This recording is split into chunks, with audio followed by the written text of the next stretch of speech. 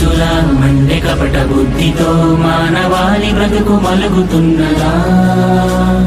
ఏకపాదమై ఉన్న ధర్మమేలా ఇసుక సేతువై కూలుతున్నదా? ఆధరణి కన్నీరు తుడిచేందుకు నీరాగతే వేచరా, ఆసుర రాజ్యాన్ని అణిచేందుకు సాయాన్ని కోరిందిరా.